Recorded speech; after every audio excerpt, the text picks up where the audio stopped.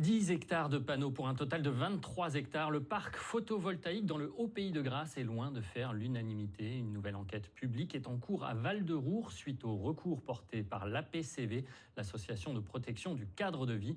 La justice avait jugé la première enquête insuffisante. Il s'agit désormais d'évaluer les conséquences sur un captage d'eau potable qui dessert 11 communes du secteur. Charlotte Ducaté, Nathalie Morin.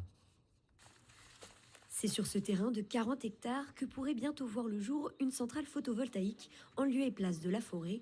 Problème, sous ces roches se cache une partie du bassin qui alimente en eau potable 11 communes. Alors ce qu'on regarde ici sont ce qu'on appelle des lapiaz, des trous qui conduisent l'eau de la surface vers les profondeurs.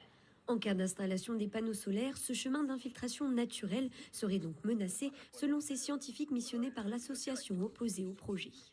C'est l'éponge qui filtre et qui régule tout ce qui va donner l'eau aux sources. Si on pose par exemple un carton par-dessus votre éponge, vous pouvez verser de l'eau. Déjà, ça ne va pas s'infiltrer de la même façon. Et ensuite, vous allez avoir des ruissellements très très importants. Donc vous allez changer toute la dynamique finalement de l'eau.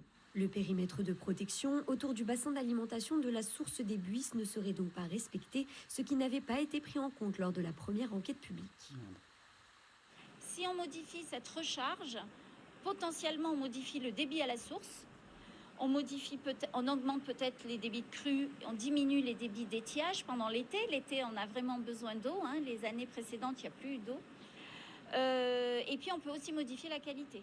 L'association espère que ces relevés et ces mesures pourront jouer en leur faveur lors de la nouvelle enquête publique. Ils veulent tous installer des centrales photovoltaïques. Là, si celle-là était construite, ce serait la 6e. Et RTE, quand ils inaugurent le poste source de Val-de-Roure, poste source qui donc permet de renvoyer l'électricité sur le réseau européen, ils annoncent à l'époque fièrement qu'ils vont raccorder à 50 projets photovoltaïques.